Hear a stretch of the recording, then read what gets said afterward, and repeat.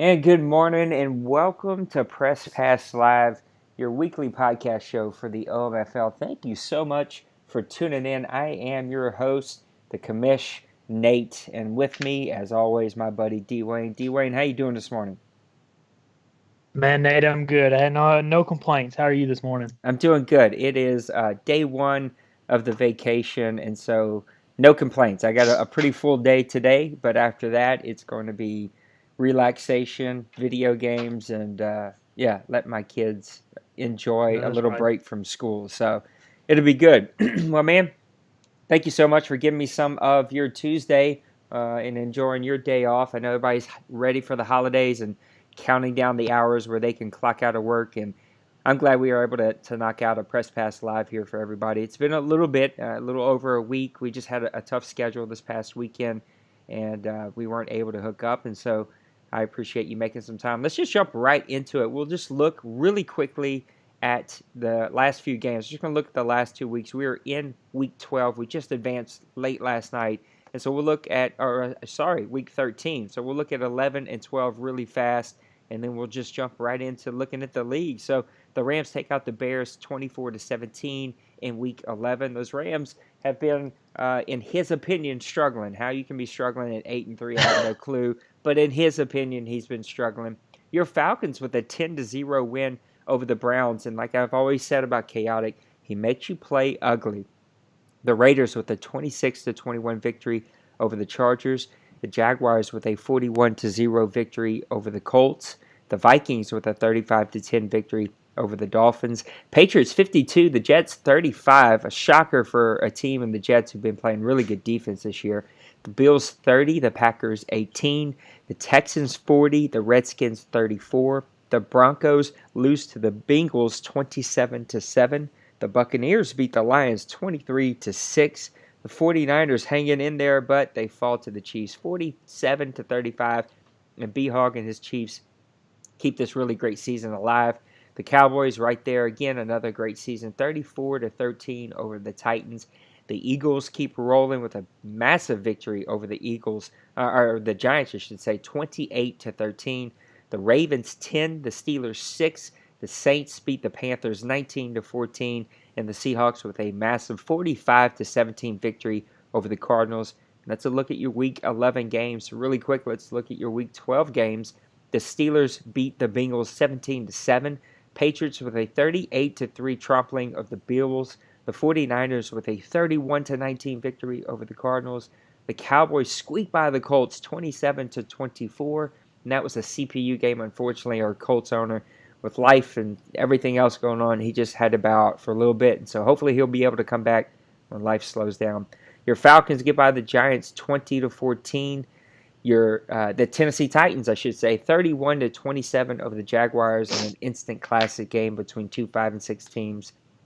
The Seahawks trample the Raiders 35-0. The Chiefs with a 30-28 victory over the Ravens. And that is actually going to be my game of the week that I'll do right after Press Pass Live is over. The Eagles with a 25-0 win over the Redskins. The Rams fall to the Broncos 31-28 at home. And those Broncos with a massive victory there. The Chargers 27, the Texans 3. The Texans' up and down season continues. The Dolphins with a 30-22 victory over the Lions to keep their hopes alive. The Packers stay in the hunt with a 38-23 victory over the Bears. And then the Panthers with a 24-17 victory over the Browns. The Saints with a 14-3 victory over the Buccaneers. And then a really good game, 10-3. The Vikings beat the Jets. Again, another CPU game because we had two owners that had to bow out for different reasons. And we've replaced them. And excited about the new guys who are here with us.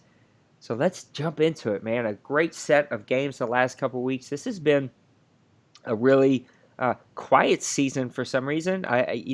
We'll talk about this a little bit later as we kind of wrap things up here. But this has been a really difficult Madden, and the last couple of weeks have been really difficult for our community. Look, it's hard to do these leagues. It's hard to run an entire community. But Madden leagues specifically are really tough to get 31 guys to find schedules that fit and rules that fit. And once you find that mix, man, you really hit your stride. And I felt like we did that last Madden, and really our community blew up, and we're really blessed here. But this Madden has not made this easy. It has not made it easy to keep owners. It's not made it easy to keep people happy. People are constantly upset at the game and what it has to offer. So we'll dive really deep into all that. But this has been a pretty crazy season to watch how it's played out. And we got some teams we want to talk about. So one of those teams are actually under brand new leadership. So our New York Jets owner, look, things happen, right? And when you mix 32 different personalities and backgrounds and people and stuff, the Jets owner who built this team bowed out because he's in several different Madden leagues, and another Madden league offered him an admin spot, and yeah, he decided that we were what needed to go. And it's funny because I had a conversation with him. He's like, well, I'm hoping later on I can come back, and that's the second time he's done that to us. So I'm not sure that I'm open to him coming back. It's a conversation I'll have to be open up to later. I want guys who want to be here, and if we're always the first to go every single Madden, you're telling me a story that we're not that important, and I need to find guys who this is their number one place and this is where they want to be. And so he bowed out. We replaced him with a guy I was super excited about, a guy that was in many of our leagues. He was in the golf league, he was in the wrestling league. And then that guy got into a spat that kind of caused a little bit of a hellstorm. And look, there's some things you just can't teach adults, and one of them is how to handle conflict. And he exploded and caused a little bit of a storm and found his way. He removed himself from all the leagues, and we wish him well. I hope he does well. I like the guy personally. I wish he'd have handled things better and more of an adult, but we can't fix any of that. So we've got a Jets team that is actually pretty good and is actually in really good place right now. I know that they've lost the last two, so they have fallen to 6-5 after a 6-3 start, but still a Jets team that has potential to make a little bit of a run. We have a brand new owner that's now with them. He's already making changes to this roster, and so I know he's excited about here. So my question to you, and the thing I'd like to discuss for a couple of minutes is, can this Jets team turn things around? You got three owners in 4 weeks. You got a team that's built pretty good on the defensive side. I mean, he's 9th in points. He's 12th in yards, 13th in passing, 12th in rushing. Some of those numbers have been hurt with the last 2 weeks' worth of games. The offense is still a little bit of a struggle, but he has a rookie quarterback that he drafted. Can this team turn things around? Can they keep it up? Can they make a run into the playoffs? Well, like I said, they're a defensive built team, and that goes a long way here. If you can play defense, take people out of their game plan, out of their little the way they like to play the game, it goes a long way. Like I said, the big thing that's gonna hold them back is the quarterback situation. You also have to be able to throw the ball. You have to be able to make teams respect the run. That's why his rush is only 28th in the league right now, rushing, because nobody respects his passing game right now. Hopefully, this new owner will change that. Right now, he's sitting in a wild card spot. Him and I think Kevin from the Dolphins are tied for the last wild card spot. The only thing that's going to hurt him is he does have a tough schedule coming up. Last 5 games, he's got 3 playoff teams. He's got the Jaguars, the Titans, who are both fighting for their playoff lives, so you're going to get the best game out of them. And, of course, he plays 11-0 Patriots, which will be a tough one. He's going to need to win at least 3 of these last 5 games to put himself in a position, in my opinion, to be in the playoff race. And he's going to have to win some big games. But, like I said, with that defense, he'll always keep himself in the game. I mean, like I said, he's averaging 18 points a game, giving up 18 points a game. So as you can tell, he's staying in the games. He's losing. I think his point differential is only 2 on the season. Yes, the whole season. So he's in every game. He'll be right there. He's got to pull out some wins, especially against those. He's got to win the games he's supposed to win, and then he needs to win a couple of those games against potential playoff teams. Yeah, there's a couple of stats that, again, will change since there's a brand new owner, but he has yet to he's only beat one team with a winning record, and that's the Steelers, and he played him way back in week 6. They won that game 24-10. All the other games have been against teams with losing records. And then you brought up a stat that I found really interesting. So you were talking about his rushing game and how guys just don't honor that rushing game. If you look at his running backs, he's got some good running backs. He's got Trey Mason back there, 82 for 334. McGuire 37 for 217, and then Oliver 43 for 172. So he's got two guys who has more carries than McGuire. McGuire's averaging 5.9 yards a carry. He's got 4 touchdowns on the season. That's got to be your starter. I mean, sooner or later you have to stop looking at raw stats and look at the numbers. What are the numbers being produced? And Mm-hmm. go, you know what? This guy's earned a starting spot. I got to start him at least for a game or two and see what he can do. I think you give McGuire the ball, you let him start, you feed him 82 carries like Mason has, and you're getting a guy that can get you 1,000 yards or really close to 1,000 yards. And when you start hitting that 1,000 yard mark, now teams are starting. They have to honor that running game, and they're going to have to really think through how they're going to defend you. I'm very interested to see what's this new owner going to do. I was super disappointed that Um, Smash left us back in Madden 17 and didn't do it the right way, just like disappeared. And I was asked to give him another shot. And look, I'm all about giving guys another shot. And I'm super excited, man. He was into it. He was building his team. He was like super plugged in. And then, I'm always scared when I open up Discord and I get messages from guys that I just never hear from, because I usually know that that's probably not going to be a good message. And there it was. Smash was just saying, he's in too many Madden leagues, and we were the one that had to go. And yeah, it sucked because I thought that he was building. If the Jets can become a team that the AFC has to worry about, we'll be a better league. When you start getting Mm-hmm. the Browns and the Jets, and you start getting teams over on the other side, like if you think about the Packers, if you think about the Buccaneers, the Cardinals, when you start getting the 49ers, man, when you start getting those teams to push into that 9, 10, 11 win category and really pushing for the playoffs, we are a better league. We are not a fun league when the same 3 or 4 teams are winning it Mm-hmm. every single time. We are a fun league whenever guys like the Jets are pushing. And so I'm really hoping the new guy can take this team over. You always worry about FPR with new guys because there's going to be a growth area, right? There's going to be that time where it's like, yeah, it's not the cleanest thing, and let's work on some things here and there. And so, but I'm hoping that works out, and I'm hoping that he's super plugged in and really takes his team and runs with it, because I know his enthusiasm is there. He's ready for it. Let's talk about another team and another race. I'm actually going to come over here to the standings here. I want to talk about the Eagles. So when we were supposed to do this podcast last week, the AFC or NFC East was super tight, and it still is really, really tight, with the Eagles just barely pulling ahead with their big victory over the Giants a couple of weeks ago. You have the Eagles at 9-2, the Giants at 8-3, the Cowboys at 8-3. Poor Washington Redskins. I think that he is building a really good team, but just wasn't his year this year. He's 1-10. My question to you is, have the Eagles pulled away, or is there still a chance for these other teams to make a run? I think the quiet team in this group has been the Cowboys. I mean, he's averaging 26 points, giving up 19 points. He's 5-1 at home, just like the Eagles are 5-1 at home. The surprising team here is the Giants. They're 3-2 at home, but 5-1 on the road.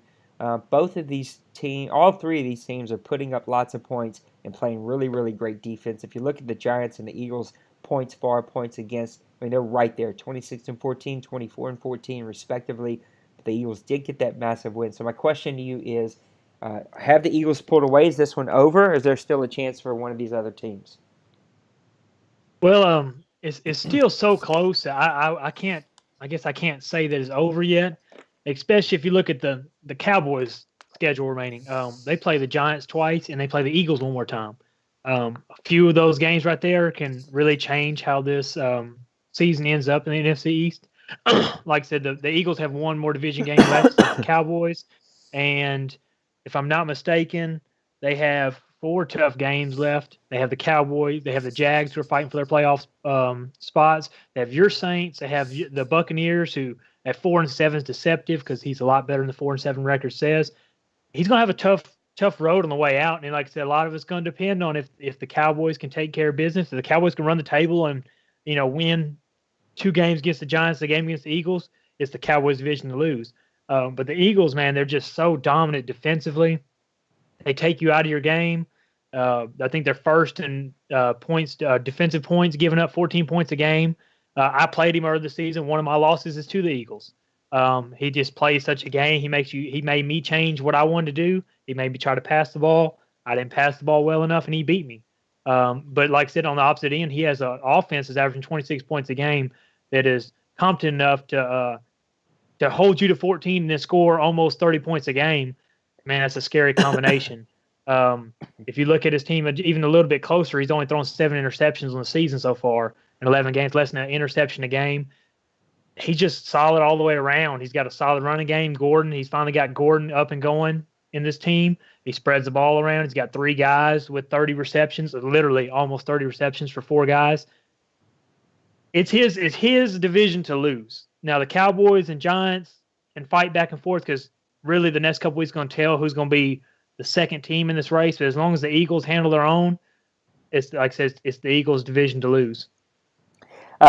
Here, let me cover this first, and then we'll talk about the elephant in the room here in a second. So here's the one worry. Now, Daddy Leagues is not always the greatest thing as far as like being updated, but if this injury report is true, which I don't know that it is, I'm really worried about the Eagles' chances here. I think that he can play through these injuries, but you got Melvin Gordon, according to Daddy Leagues, out for 8 weeks. Charles Sims is backup, out for 7 weeks. Fletcher Cox, out for 5 weeks. Brandon, his left outside linebacker, 89 overall. That dude's out for 4 weeks. And then his third string halfback is out for 3 weeks. And so, I mean, you're talking about guys running the ball or guys that he's had on practice squad or that he picked up off the street. There's a lot of injuries that have piled up for this team. Look, as one of them, I've got a lot of injuries on the defensive side of the ball. It's just been the season of injuries. You know what? It's realistic. I like it. It sucks, though. And so the injuries have piled up here, and like you said, the Giants do have that opportunity, but they can make a run, and they have really the opportunity if they can win these games. And at the same flip side of that is if the Cowboys can beat the Eagles, but the Giants can sweep the Cowboys, the Giants are not out of it. I mean, all three of these teams are very much in it. Here's the elephant in the room. And Zip, if you watch this and you didn't know it, there's an elephant in the room that we got to talk about with your team. Fletcher Cox, 29 sacks. Brandon Graham, 22 sacks. Cox has 31 tackles total. Graham has 32 tackles total. Of course, Zip uses his defensive line. He uses both of these guys. Cox is out, so he's using Graham. And he's very, very good at it. And there have been complaints about what can we do? This is too easy for him. Look, I scout my opponents. I've been watching film as I kind of get ready for the Eagles, trying to just figure out what's he do, what's he not do. And he is in the backfield often. And like I've told those people that have asked about it, what do you want us to do? I mean, the game is the game. Sliders will not fix it. If guys are not using defensive linemen, it's very hard for them to get pressure in a lot of games unless they go aggressive, right? And so the game is what the game is. We can't do anything about it. It's the game. And we've adjusted our sliders to make it as competitive as we possibly can. Trust me, we have tried every plethora of different types of combinations that you can with these sliders. This is as close as we can get, guys. This is it. I mean, we're totally open to tweaking things. We'll tweak in the off season if we need to, but at the end of the day, the game is what the game is. And this started last Madden. If you used a defensive lineman, it was easier to get pressure. I did it. Dwayne did it. Like, it just was easier. It wasn't automatic, but it was easier to get pressure. I'm more of a linebacker safety guy, but I was just getting burnt on run plays that I was giving up with the safety, and linebackers, I just wasn't finding as much success as I wanted to. And so I started going to defensive line because, you know what, at the end of the day, I needed to get pressure on the quarterback, and it's just easier. And so we have to adapt and adjust. And at the same time, playing Dwayne, who is a great user of defensive linemen, and who doesn't pick just one guy. Dwayne, you do a good job of swapping and changing around. Dawson is another one of those guys who, at least when he was with the Rams last year, that would do that a lot, change around. Of course, he set the sack record, which I think will be easily broken with Donald last Madden. Oh no, I think it was broken by Mac. But I think that Mac is going to get actually broken this year pretty easily if Cox comes back. But at the end of the day, you have to think through this game. If guys are using the defensive lineman and they're getting at you, then you got to start sliding protection, pitching, spreading, sliding left, sliding right. You got to start keeping running backs and fullbacks in to help you protect.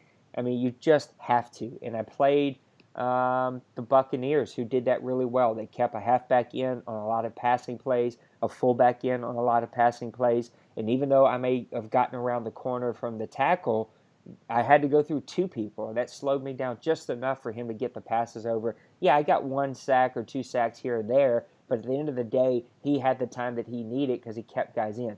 This Madden, the days of Madden, where you just pick a play and you just run that play, are pretty much over. And now we try to strive to have as much of that as we can, and we ask owners to do that as much as we can. But at the end of the day, you have to slide protections. You got to find the mic. You got to set the blitzes. You have to do all of that stuff on the defensive side and on the offensive side of the ball. You have to make adjustments. And so for those guys who don't like it, I hear you. Yes, it is easy. I acknowledge that. But changing the sliders will not fix that. If I change the sliders, it will still be easy for him, and it'll be twice as hard for you that don't use your defensive lineman to get any pressure. And that's just not the answer. Look, using defensive lineman in Madden is just easier. You're going to have to adjust. And this is look, he's got players, he's got the timing, and man, he's getting after guys, and that's part of his game plan. And so you have to adjust if you're going to beat that. But the Eagles definitely, if these injuries are not true, I think that it's his to lose. If these injuries are true, then I think both the Giants and Eagles very much have a chance and an opportunity to make a little bit of a run here, depending on what they do. So now we've kind of talked about a couple of different things, right? We've talked about a couple of teams that, A, the Eagles who've had that lead, and B, the Jets who were really pushing, and now with new owners, we're not quite sure what's going to happen to them. I want to talk about, though, teams in that 5 to 6 loss category. We're at that time of the year, really and truly, where races are starting to spread out right now. Teams who have an opportunity are going to have to make that push now, and teams who are going to make that push, this is the time to push the gas and make a run for it. And so I want to look at the teams between the 5 and 6 losses. So I'm going to name those really quick. You got the Vikings, the 49ers, the Jets, the Packers, the Dolphins, all at 6 and 5, or 7 and 5 with the Vikings. And then you got the Titans, the Bengals, the Jaguars, the Chargers, and the Texans at 5 and 6. So out of that group of teams, the 5 and 6 lost teams, which are the teams who are still very much in the hunt depending on their races in front of them, but they very much have an opportunity here. Which of those teams, it can be as many as you like though, but which of those teams do you think still have an opportunity to make a run for the playoffs and actually get over that hump and get in there? Well, like I said, a few of these teams, I mean, I'll just start with the Packers right offhand. You got they're 6 and 5, a game back right now of the Vikings, but the rest of their schedule is pretty rough. They got 4 playoff teams left, if I'm not mistaken. If I did my homework right, they got they got the Dolphins, they got the 49ers, who are solid in and out of contention. They're solid in any other division. They would be in that race. But when you have the Seahawks and Rams in there, then that's a tough one to bite. Then you got the Dolphins. Then they play the Vikings, which will be a key game, Week 16. But they also play the Patriots. So you got just a killer schedule. I mean, the only team they play below 500 left is the Lions. And playing DBL, you never know what you're going to get. DBL can come out and play like a champion. Man, it's going to be a tough road for him and the Vikings, which they won one they need to win today. They beat the Seahawks today to go to 7 and 5, but they still have the Rams and the Packers still on the schedule. But they do have the division lead. But like I said, that Week 16 game will determine that division, in my opinion. You got the Chargers in the AFC West are always still in play, and like I said, they're on a game out of the wild card spot right now. I think they only have one team with a winning record left on their schedule. That goes a long way. Like I said, Dawson's been one. We've seen it before when he was with the Rams. He can go on a run. He gets hot. And, man, when he plays his game, when he can stick to his game and not turn the ball over, he can be a person that can be scared to play. The Bengals are a team that really, I ain't gonna lie, it kind of scares me right now because it just depends if Huday's there or not. If Huday's there, they're a playoff team. Even at 5 and 6, they can squeeze. We've seen them squeeze in as a 6 seed before and go all the way to the Super Bowl. If Yeah, he's there, at a that team, 500 team, right? I think that year he was right? Yeah, 500. 7-9 or 8-8. He was right there on the line that year. If he's there to play with the Bengals, they're automatically you can never write them off until statistically they're not in the playoff race. You can't write them off. Um, you want to look at the whole. I mean, you got three teams AFC South at 5-6. This division right here has puzzled me for two Maddens because you had. I mean, I'm not knocking the Colts. 'Cause I don't know enough about the Colts right now. The Titans, Jaguars, Texans. There's three great owners and three great teams. They can beat anybody on any given day, but then they just seem like they. I think me and you've talked about it before. They win games that you wouldn't expect them to win. They lose games that they should win. That whole division plays like that. You got the Texans. 4 out of their last 5 games are division games, so their whole season comes down these last 5 games. The Jags have 5 playoff teams in their last 5 games, which like I said, Brady can win. I mean, we've seen Brady win 14 games here, but he's got the Jets, the Eagles, the Texans, the Giants, and the Patriots. If that ain't a more daunting record to try to make it into playoffs with. And then you got the Titans, who have the easiest road out of those teams left.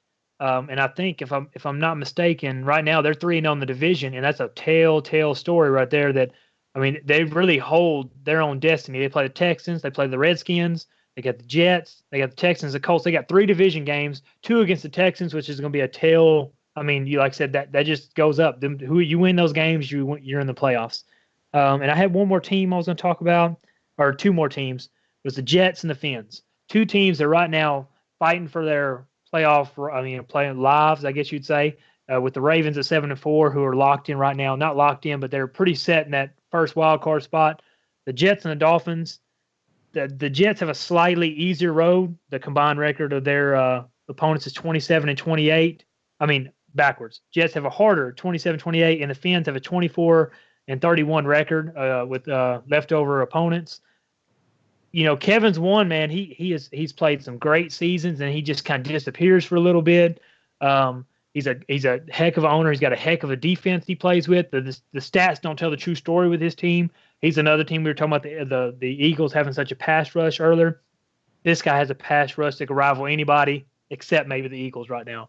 But he's got a tough road on the way out. He's got the Colts, Ravens, Packers, Bills, and Broncos. All those teams are going to give him a good run, but it's easier than what the Jets have. I know the Jets, if I'm not mistaken, have the Patriots left, if I'm not mistaken.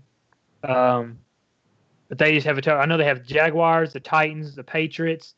That's 3 teams that are in the playoffs or fighting for their playoff hopes.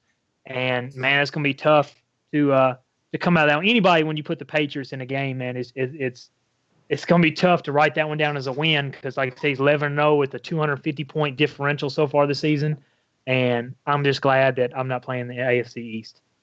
Yeah, so the Jets are joining a 16-week race in week 13. And he's in the hole, and that is not a lot of time to take over a team that's not set up for your play style, to learn them and to start winning in a division that's already been wrapped up for several weeks. And so he's fighting for a wild card. I just don't think the Jets are going to be able to do it. Here's the daunting stat against Miami: 19 points for 23 points against 3-2 at home. That's just not going to cut it. I mean, at the end of the day, you have to play better, and that's just not enough to be able to get in. I just don't see them being able to do it. Shockingly, B-Hog has turned things around here in Kansas City, and he's pretty much wrapped that division up. Look, I'm always pulling for Dawson, but if you look at these stats, he's 3-3 at home, 18 points for, 19 points against, 2-3 away. I just don't think that's a good enough record. He's 5-6, so I just don't see them being able to make a run. Yeah, the Ravens pretty much, I think, are going to be a shoe-in. I think that him and Pittsburgh are going to be fighting it out to see if they can get in. I never count out Houday. That's a little up in the air. I don't really want to air out any of that stuff, but hopefully Houday will be back and run with his team. But I see that team, again, playing him, I robbed one for him. I felt bad. I felt like I should send him money or something. I robbed it from him. That's a team, though, I think that will turn the corner next year.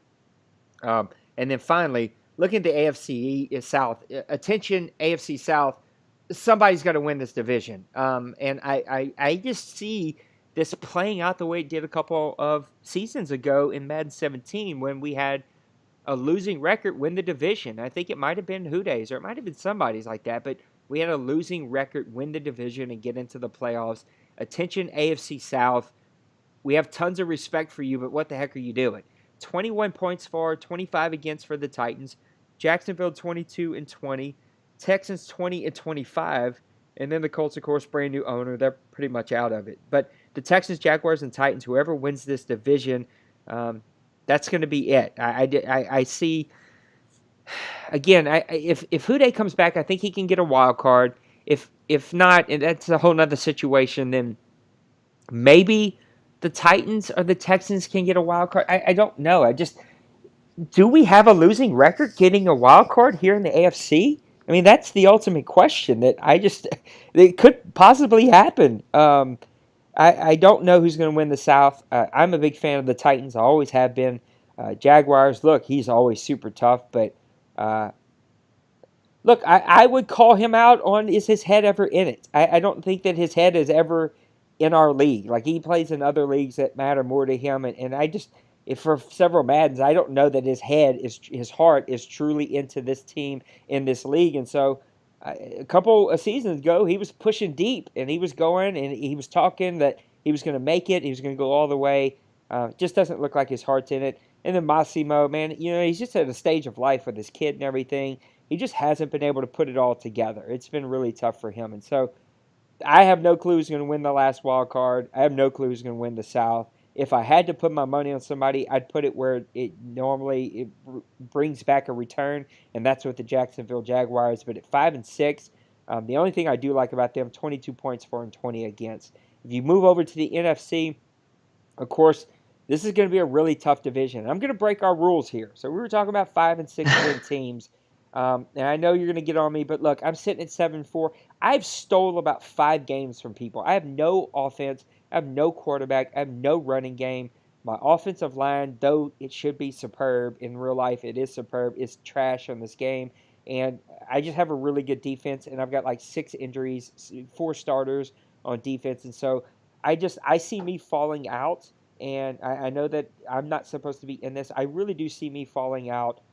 You're going to have teams, like the Giants, like the Cowboys, like the Rams, like the Seahawks, that aren't going to win their division, but will be like one of those very high, probably 10, 11 win wild card teams. I could see 2 wild card teams coming out of the NFC being 10 win teams.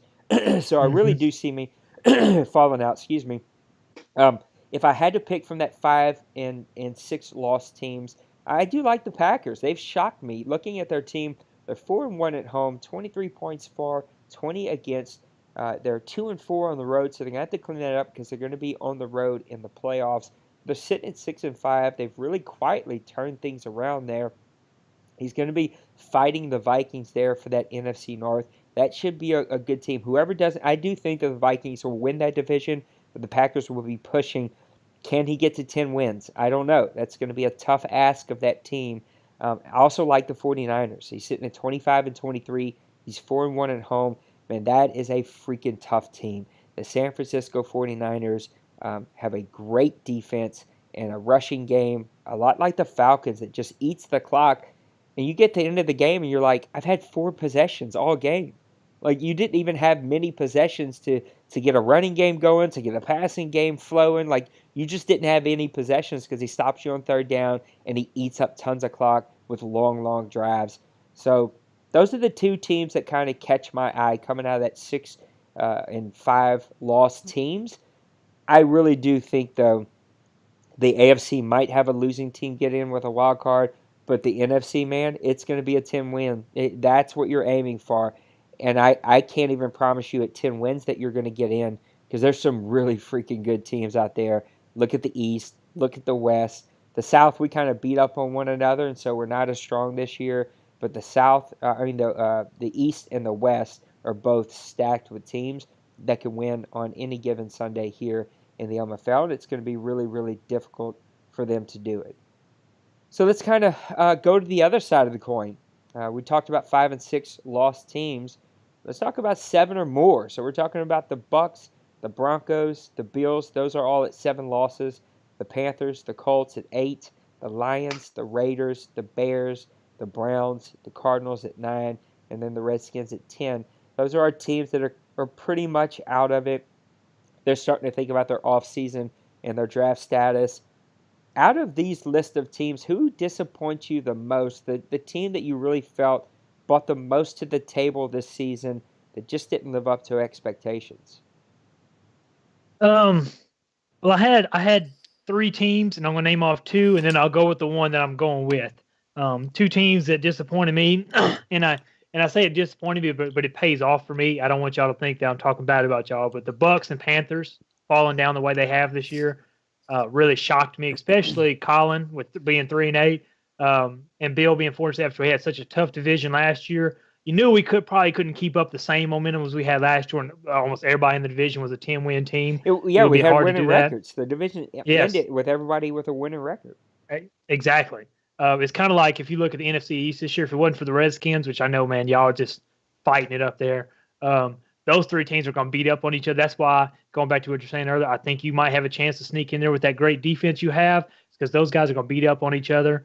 It's going to come down the end. But back to what I was saying, the Bucks and Panthers. I just expected more. I figured, I'm not gonna lie, I didn't figure we'd probably be where we were last year. I figured we'd all be between about the 6 and 8 win thing, right, real close to each other. Because man, you got four people in our division that can win a Super Bowl, and I just was disappointed the Bucks and Panthers. And really I'm disappointed a few other teams, but the one team that gets me is the Oakland Raiders.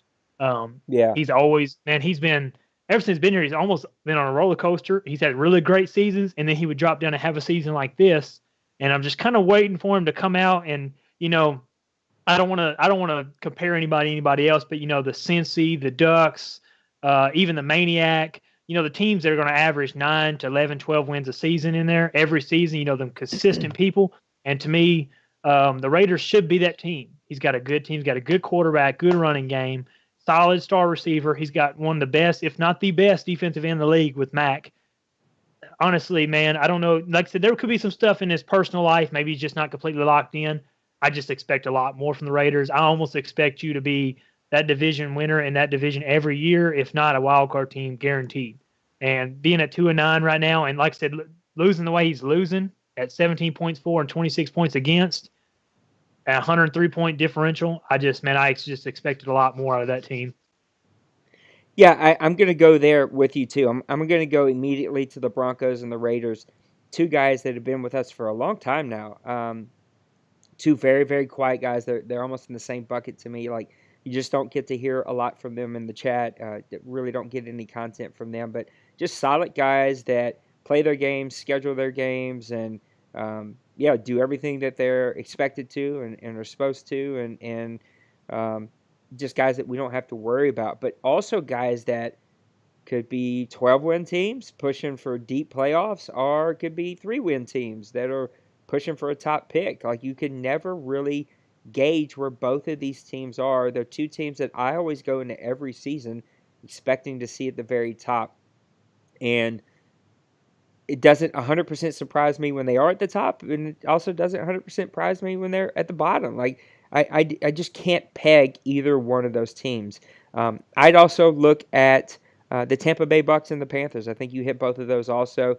Again, we were all a winning record last Madden, or last season, I should say, and these are two teams that just came into it. I think that Colin's real life vacation hurt him, right? Losing a couple of games there and being gone and just losing that momentum. But like, he fights super hard with his team, but it hasn't come together like it normally does for him. And with the Bucks, they have a great defense, but Webb just hasn't played well. And I know he's frustrated, but he really has been, trying to stay positive. But I think at the end of the day, it just comes down to Webb. He played lights out last year, and this year just has not played the same for whatever reason. And if he can get that fixed, though, that is a very loaded team. I still think he needs a running back, but he's got the defense, he's got the quarterback, he's got really good receivers, maybe a hair more speed in the receiver, just a speed option somewhere. And then with the Panthers, I think just real life took him away from it, and I think he'll be much better next year when he has a whole season.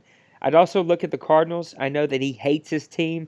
He plays really well with them. He's got the potential. He's got the players. I just think that he hates his team. If you hate your team, you're never going to play to your full potential.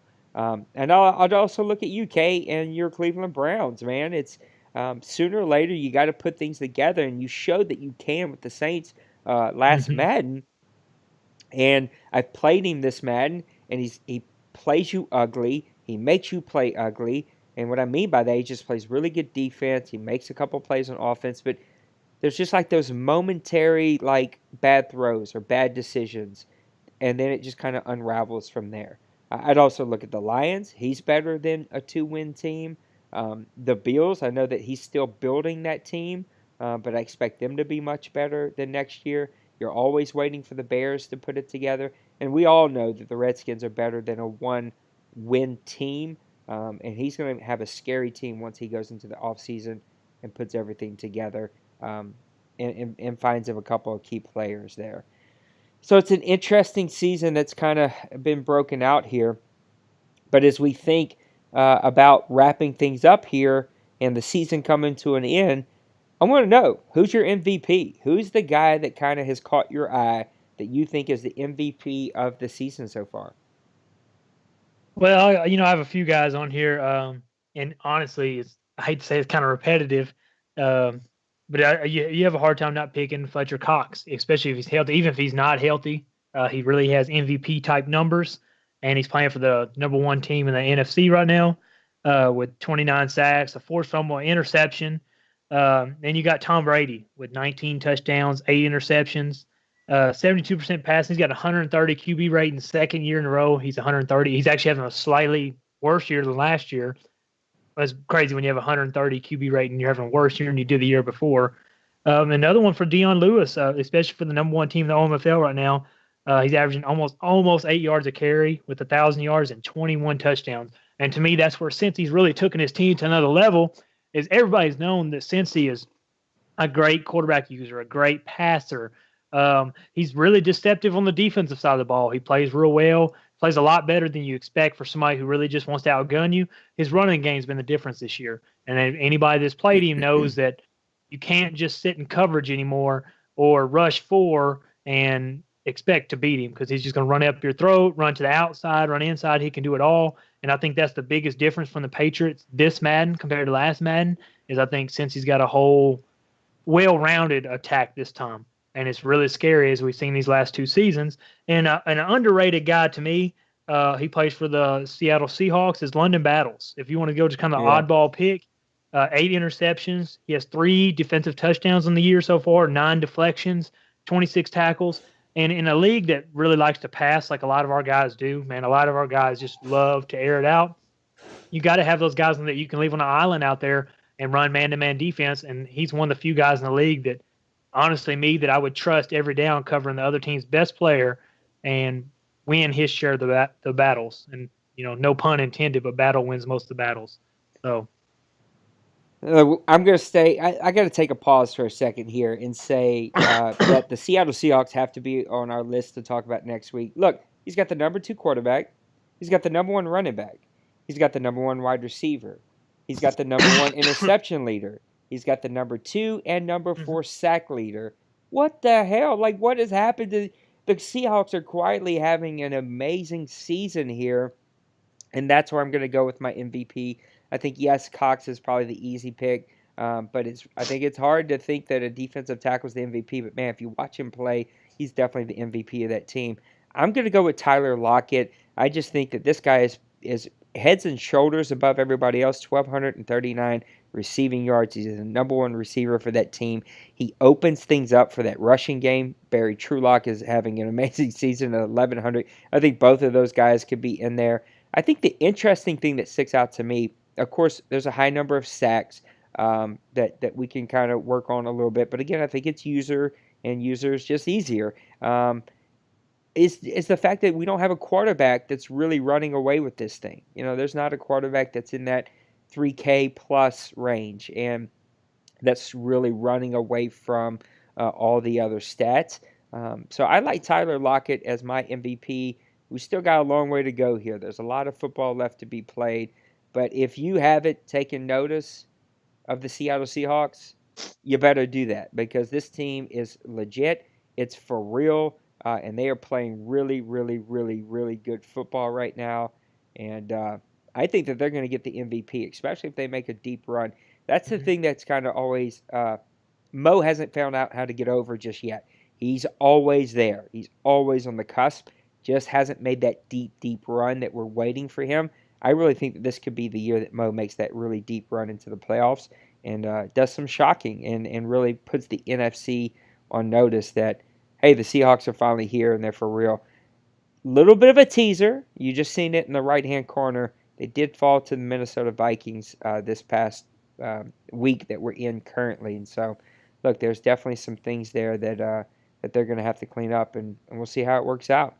So we also asked a couple of nights ago, weeks ago, or not weeks ago, a couple of nights ago for owner questions. We tried to submit this to you guys and let you submit your questions. And Dwayne, I think you're going to open the mailbox and get us some questions that some owners have asked.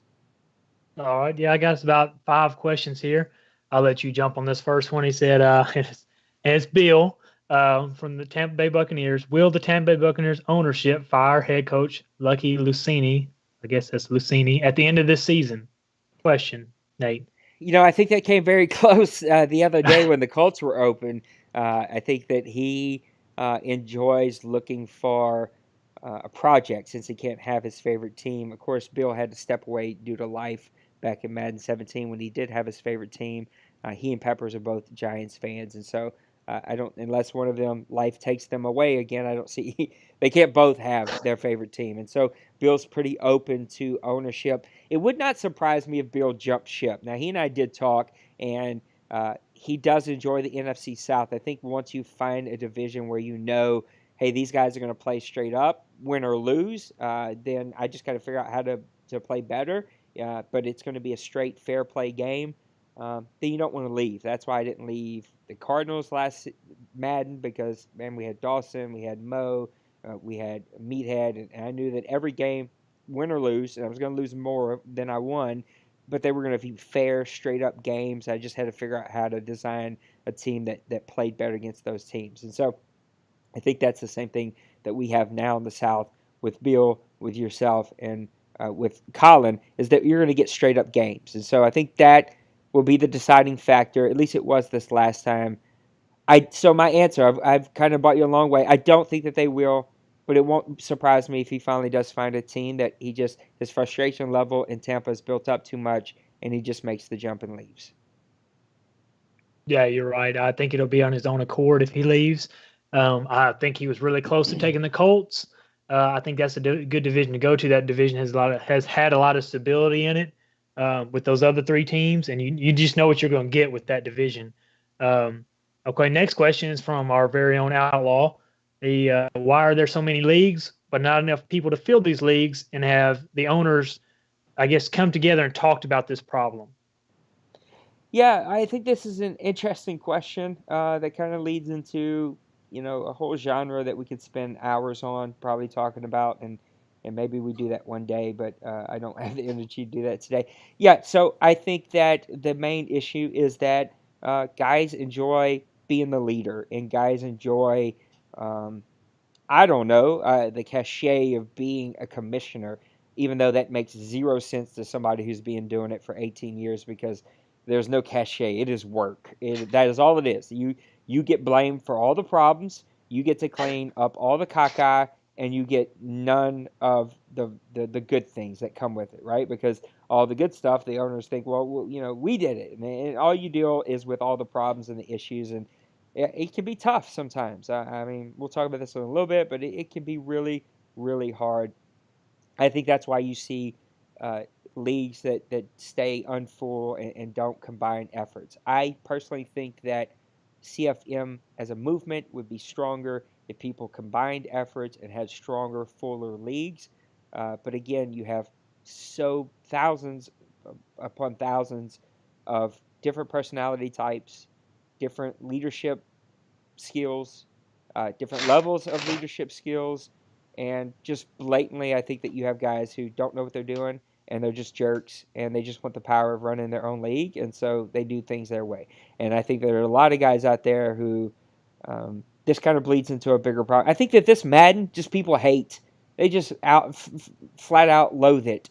And this has been a very uh, controversial Madden that makes you pick a side.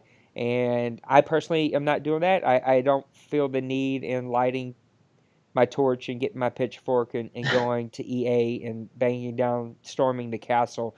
I get why people want to do it. I get what people are trying to do. I read all that stuff about the Star Wars game, and I just personally don't do that. Like the energy that it costs to be angry, I just don't have. This world is too full of anger. Of course, I'm a Christian and a minister by trade, and so I just can't deal with all the anger and the hateful comments, and Twitter's just angry and just look. It's hurt our league. Just to be honest with you guys, it has hurt our league. That vibe has hurt our league. And so again, stay on the question, I think too many guys just want to do their own thing. They refuse to combine efforts, and when they combine efforts, they don't have the ability to play second fiddle and let the leader lead, and they just want to disagree and be angry, and it brings splits, and guys think they can do it better. And like I have learned in the OMFL, if you think you can do it better, be my guest. We'll see you down the road. But Dwayne, you can be you can call me out if I'm lying. They always come back. They just do. They always come back sooner or later. I will get a DM, a message, an application.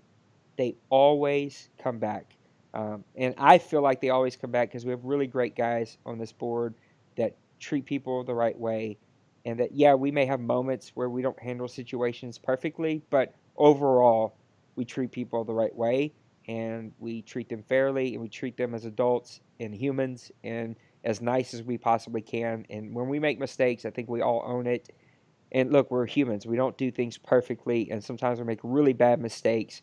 But look, we'll own it, and we'll fix it, and we'll work on it. And I think that's why they always come back. Yeah, I think you said a lot of it there is people come back to this league for one reason. Like I said, you have the camaraderie here is great. The board is great. And we have a key about 20 owners. If not, I think maybe even more. They've been here, at least a cycle or pretty close. And like I said, you have too many chiefs and not enough people that just want to play. And as a guy myself, who I would not want to run a league, I love helping and I love being a part of it. But that's a lot of responsibility that you take on running this league. And I don't think a lot of guys really take that in consideration when they want to start their own league and do this and do that. And I just think it hurts in a whole that you do have so many leagues and you have players for one reason they're spread out to 6, 7 different leagues. Now having another league is not a problem in my opinion. Now I couldn't do that. I could not play in more than I playing the here in OMFL 2 and then the coach mode. I couldn't do any more than that. Some people can, but I do think it hurts when you have so many chiefs and I guess you say that just want to do their own thing. Okay, now to the third question. Our own Mo. We were just talking about Mo, and Mo just popped in my DM because I'd accidentally ignored you earlier in the DMs, and I didn't mean to, Mo. This question was about a week ago, but it's still relevant. Do all the losses from the top teams in the NFC these past couple weeks change your view of the NFC playoff picture? The Rams had lost 3 out of 4, if I'm not mistaken. The Giants have lost 2 games. The Falcons, my Falcons, have lost 2 games. Does this change your perception on where we're going to be at come playoff time? You know what has changed my perception? Nothing about the Rams or the Falcons or the Giants or any of those teams. The 2 teams that have changed my perception a little bit have been the Seahawks and the Cowboys. I think that those 2 teams, really, the Cowboys have followed up a great season last year with another really good season. I mean, he made a run and won some games in the playoffs and went really, really deep. If I remember right, went to the championship game in the NFC. And then the Seahawks, they've really put it all together. That's been the team that has not shocked me, because nothing shocks me with Mo and his team, but just a team that no one is quietly talking about. This team has really put it all together. I just didn't realize how many of his guys were in the top 5 of categories. And the fact is, he is just on a tear right now. And if somebody's going to slow him down, they better do it soon, because that team is just going to steamroll into the playoffs. And you don't want to find yourself on the other side of Mo trying to figure out how to win a tight game because he just has all the tools, man. He has the firepower to make you quickly. He'll quickly hang 28 points on you before you blink, and he has the defense that'll cause 5 or 6 turnovers quickly. You just had to have your stuff. Those are the two teams that really stick out to me that have changed my perception of how the NFC could play out. Yeah, you're right. You were just talking about the Rams, and when you first came into that topic, is it don't matter where the Rams finish at. It's Rams. It's Ducks' mentality head wise. If he's in it or if he's not, um, that's where if he gets in the playoffs, he's a risk to win the whole championship. It don't matter what position he's in. Um, Same thing. I think if I had to choose right now, and this is you got the Eagles winning that division. You got I honestly think the Seahawks will win their division. Rams will get a wild card. I think the Vikings win their division. I think which is possible, my Falcons just have a letdown here at the end of the season because I do have a tough road the rest of the way. I think that last wild card spot is going to be up between those other two NFC East teams, the Giants, Cowboys, and your Saints. I don't think the Packers. I think that they kind of fell a little too far behind right now in the same. I think they're 6-5. They're a game back of you. They're 2 games back of everybody else.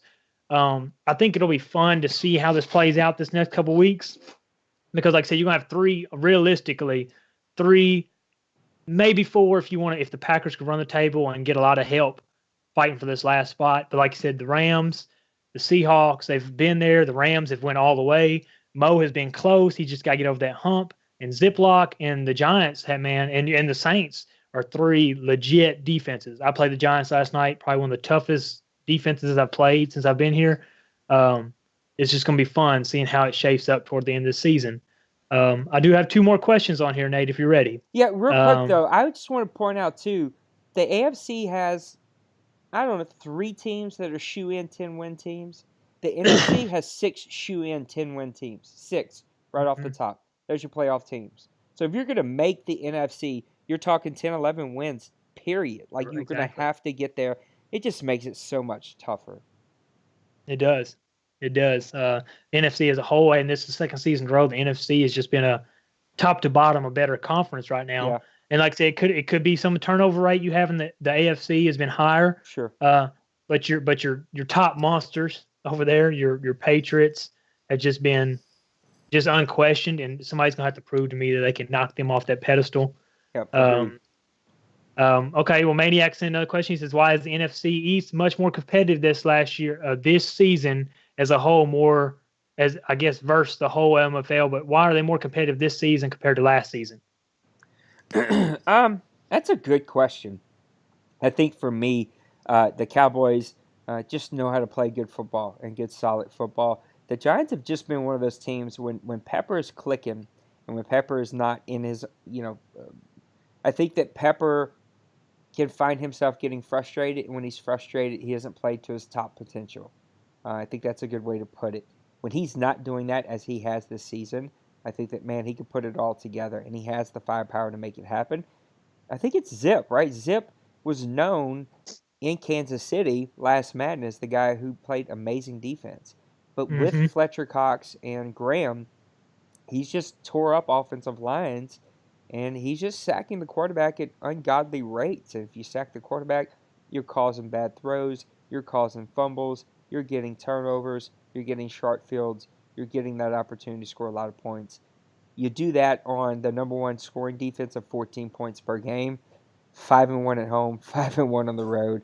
It just makes it tough. I just think that the skill level of that entire division is really, really good.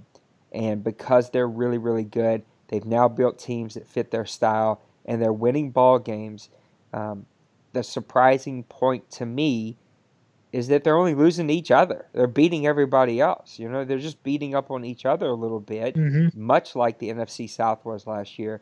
I think when you look at the East again, it's just the fact that these guys, they're just good players, and they've built good teams to fit their style. I agree. Like I said, they've came back down to almost where I say where I expected. But you talked about Ziploc when he played for Kansas City. He was real dominant until he left. I mean, literally, he was the top 2, 3 AFC team every season until he left. and he came back and he's brought that intensity over to, honestly, in my opinion, a better built Eagles team defensively, especially that front seven is very good. And Maniac is playing to where he thought he would play last season, even though for most people last season was a very good season. It wasn't good enough for Maniac, and he's playing even higher level this year. And Pepper, like I said, he's playing. I know last season was kind of a, I don't want to say dumpster fire for him, but I know he didn't have the season he was hoping for. Uh, but he's got his guys in place defensively. Man, that and kind of like you said, they're a lot like we were last year. They're beating everybody else, but beating up on each other. And honestly, it looks like towards the end of the season, they're beating up on each other. Might cost them a playoff spot in that division. I think for sure two people are going to make it in that division. I think what could hurt them though is that how their division games are played up towards the end of the season. They might mess themselves up. One of them is going to be left out. A 10, maybe 11 win team might not get a playoff spot in that division. Yeah, And our last there's question. going to be a really good Go ahead. team in the NFC that doesn't make it. Exactly. Giants, Cowboys, Eagles, Seahawks, Rams.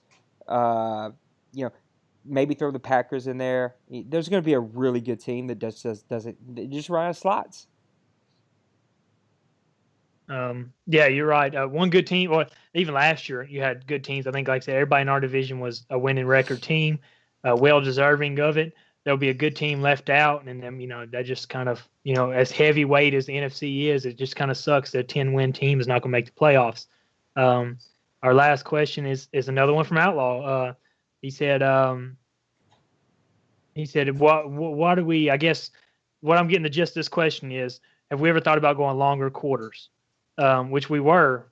Used to be 10 minutes, now we're 9 minutes, correct? Yeah. So I guess to Go answer ahead. that, I think it's simple math, right? If you, at the end of the day, anything over an hour and 10 minutes just feels too long. It's too long of a commitment for somebody to sit and make.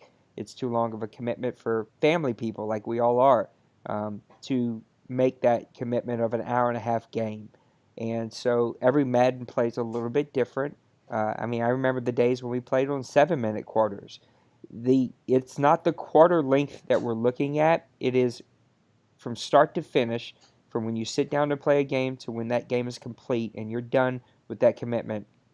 We try to stay from 60 to 70, 75 minutes tops, and even that starts to feel long. 60 to 7 minutes is the sweet spot, and that's where we try to keep it. And so when we started testing these games, we tested on 10 minutes, we tested on 9, 8, we tested on several different minute per quarter just to see at the end of the day what's a stream's length, and we try to keep it in that hour range. And so that's why we went with 9 minutes, is because 10 minutes I think was putting us closer to 120, 130, and it's too long. It's too big of a commitment. I'd love to. I'm open to bumping it up if people can say we can make this commitment. Here's why we want it, but it does feel too long. It just, some of these games, and you start talking about blowouts, bro. You're losing a game 45 to 6. You don't want to sit there for an hour and a half. Like, no, an Right. hour is hard to gut through. And Madden will throw you those curveballs where you just, everything goes right for the other dude. And the other dude probably feels bad about it. At least I do when those games go for me. No one wants to sit there for an hour and a half and gut our way through that. Again, I think that the sweet spot's 60 to 70 minutes. But I'm totally open to if there's a movement of guys who say, no, we want more time. I just think that little jump from 9 minutes to 10 minutes adds a lot of time. And you start pushing an hour and a half mark, it's just too long. Well, like you said right there, you're pushing. When we tested these things, it was pushing, especially the first of this Madden. We're looking at hour and a half for a game. That's a long time to tie up for a game.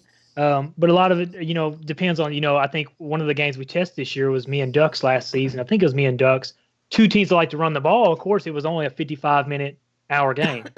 But being a lot of these guys are real pass heavy driven. If you pass a lot, the game's going to just, it stop, start, stop, start. You're talking about a long game. Now, I was a fan of the 10-minute quarters, but the 9 minute does bother me. But because I run the ball, it really wasn't that big of a difference. Right. But like I said, I think it could go either way. I think if you had a unanimous group that wanted to move it up, I think it could be something that would be looked into. I haven't seen, especially production wise, I haven't really seen the stats drop off a whole lot from 10 to 9 minutes. Most people have made up or adjusted their game plans to the 9 minute quarters. And so it really hasn't been a big change for me. I can see how some people might like the 10 minutes. And like I said, 7 minutes, you say y'all used to play 7 minutes. 7 minutes would be a really quick game, especially running the ball. I think I played Ducks this season. The first drive I kicked it off to him, he ran a 9 minute drive against me. 9 minute drive, Yeah. and in a 7 minute game, that'd be a quarter and a half. But I think I got the ball back with 20 seconds left in the first quarter, which is not far fetched. I know the NFL does not have 15-minute drives, but I have seen 10, 11-minute drives in the NFL. Like I said, it just depends on your game style. And I know Outlaw, you like to pass more than you like to run. Your game would drag on a little bit longer. Some of these other guys are the same way.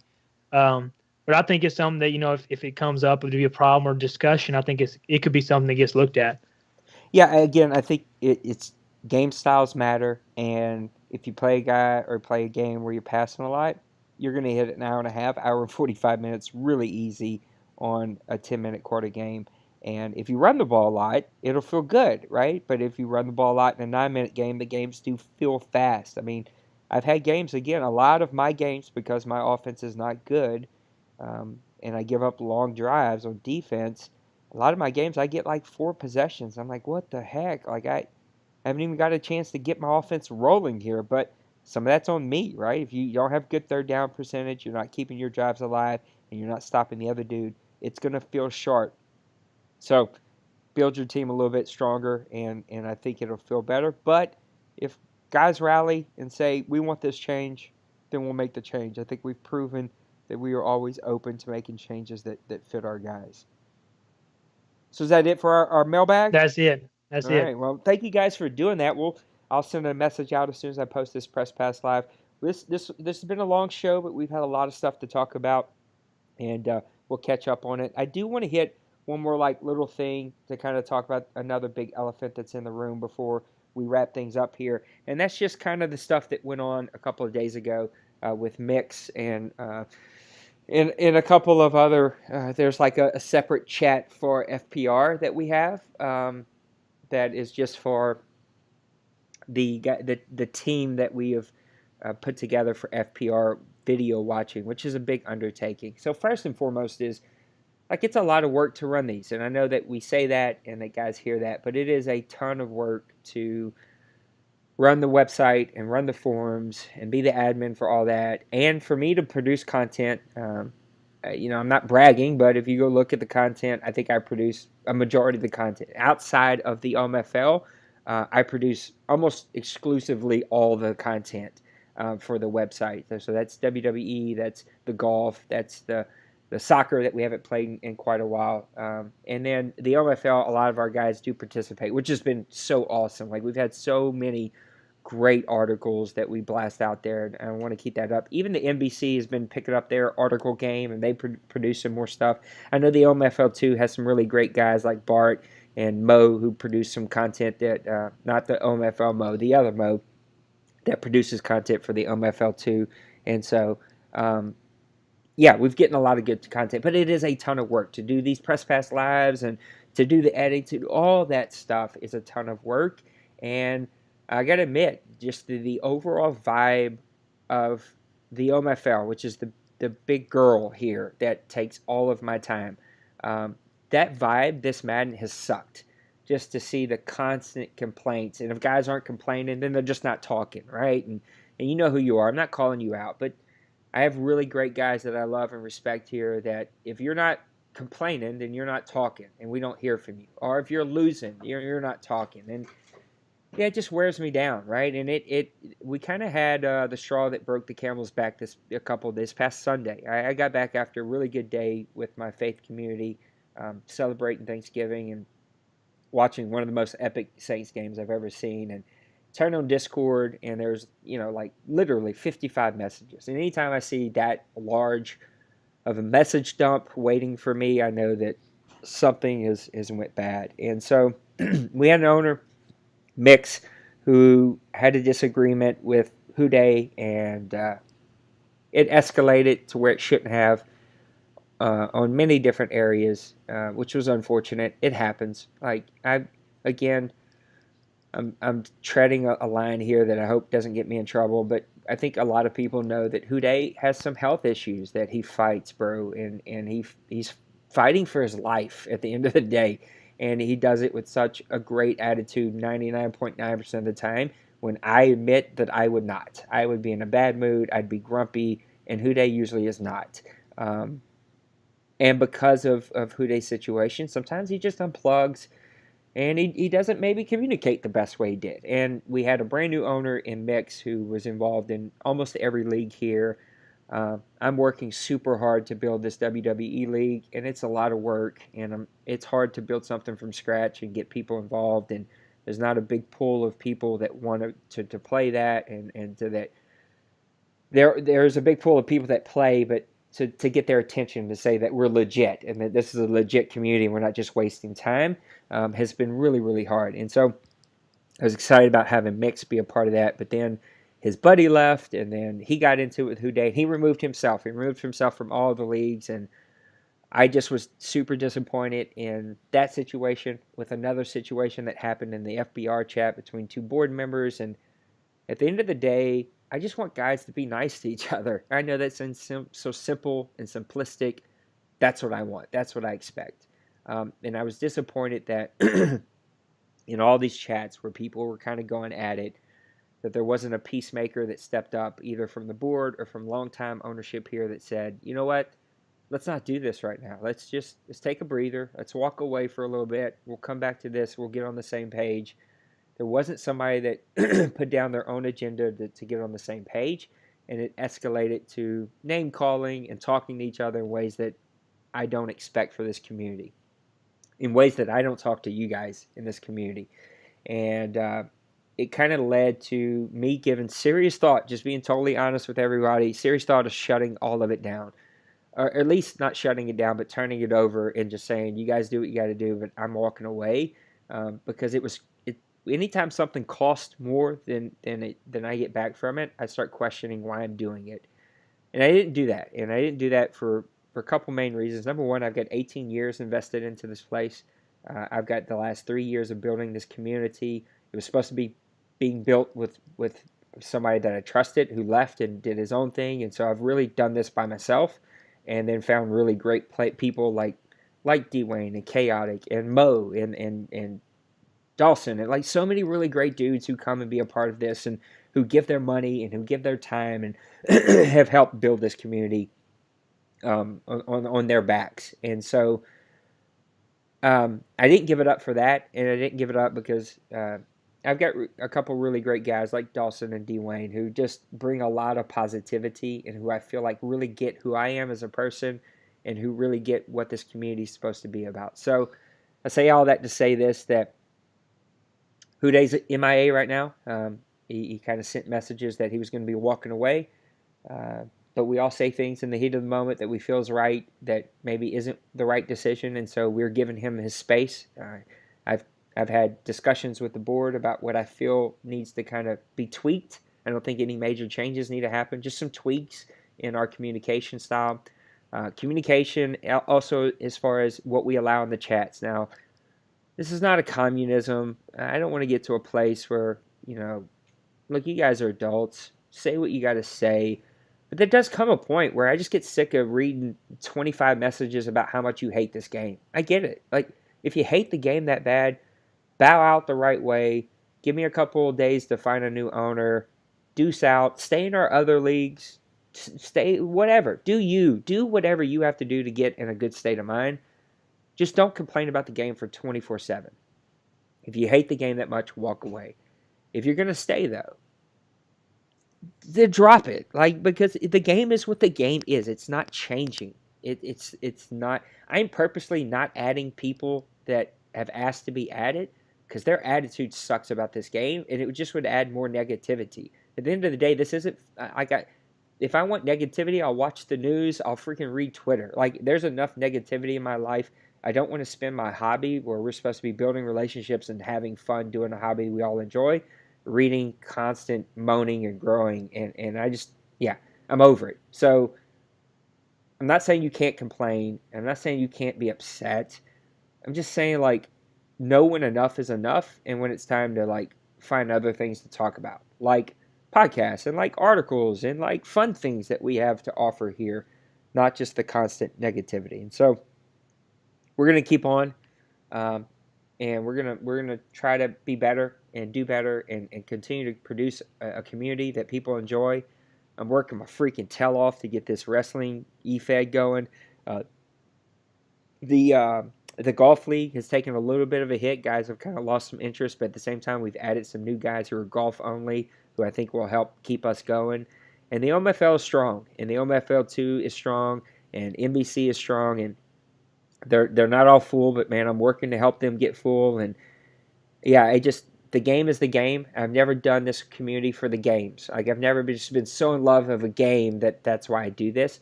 I do it because I like the connections and the relationships. The same thing with Call of Duty. Like I probably will figure out a way to buy Call of Duty if we get a clan and people want to get together and play and talk and on the mic, and like that's fun to me. But I'm not going to go buy Call of Duty just so that I can play Call of Duty by myself. Like those games, that's why I don't have MLB the Show anymore, because it's a cool game and it's really good offline. I just don't have any interest in playing an offline game. Like I just want to be with the guys here.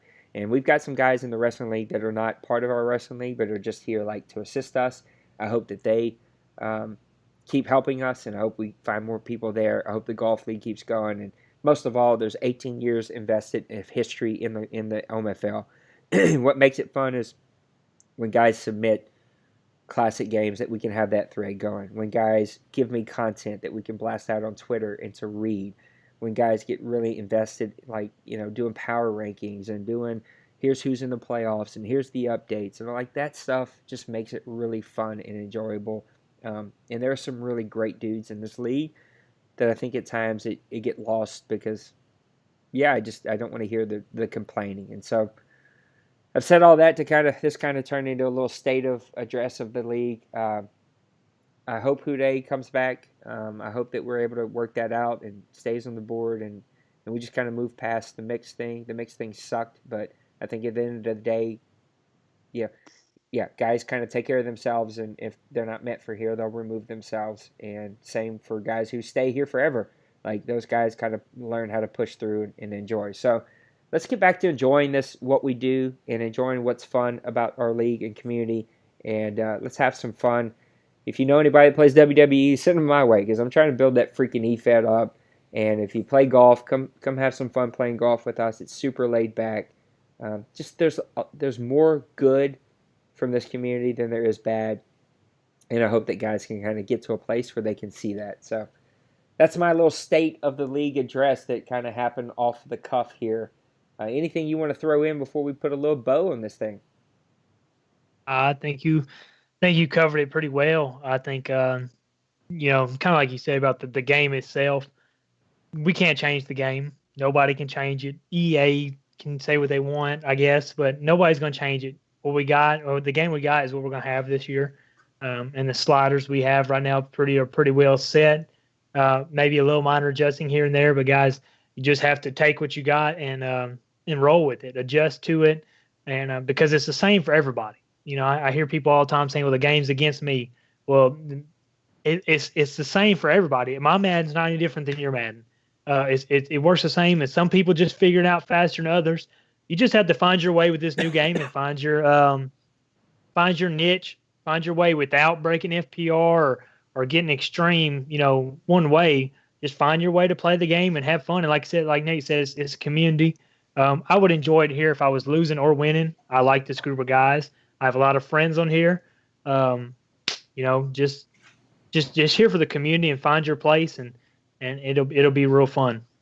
Yep, I couldn't have said it any better. I appreciate all you guys. We gave you a super long show today, so I know that we haven't put out content a little over a week, and I'm off all this week, so I'll catch up on content. We'll get some stuff out there. Lots of great articles, man. Go check that out. Look, even if you don't play WWE, watch our shows, man. Read through it, watch the show, leave us your comments of if it's entertaining to you or what you'd like to see. There's a lot of good stuff out there. Check out the podcast for the golf league and all the other shows and leagues that we have, and it'll be a whole lot of fun. We'll produce some more content. Hopefully, I don't know your schedule, Dwayne, and hopefully Houday will be back, but hopefully we can we can do another show, Saturday or Sunday, and get you another Press Pass Live because I know the playoffs are coming up. Thanksgiving is going to be played by ear, so it goes till Thanksgiving Day for the advance. But if guys need another day or another 2 days, like we'll gladly add it. Just last year we didn't need it, and guys got their stuff done, and we were able to keep advances going. But if you need it, say something. That is key here. If we're going to continue to be strong, we just have to over communicate what we need and communicate to the right and proper people and communicate to the right and proper ways. And so we'll get this all figured out. Another shout out to Bart for helping us clean up our rules. There was one thing that either was removed by me or lost in translation that we added back in, just about shotgun 3 wide receiver runs. And so just a little checkup on that, like 3 receiver shotgun, anything not out of a pro formation, like a strong, a 2 tight end, 1 tight end base formation. Those runs are expected to be below 50%. So under 50% combined shotgun 3 receiver 4 receiver runs. So just keep it to a minimum. That's all. It can be used as a strategy. The point is to spread people out, to have larger lanes. It just works too well in Madden because it is a video game. And so we just want balance here. And so just kind of make note of that little adjustment that was left out of the rules and that we made an adjustment to. So, hey, Dwayne, thank you for giving me a long period of your time. I got a long day ahead of me here, but tomorrow I'm going to be sitting here just producing content, lots of fun stuff that'll come out. Thank you again for joining us. Thank you guys for listening. We'll see you later in the week for Press Pass Live. Deuces. Later, guys.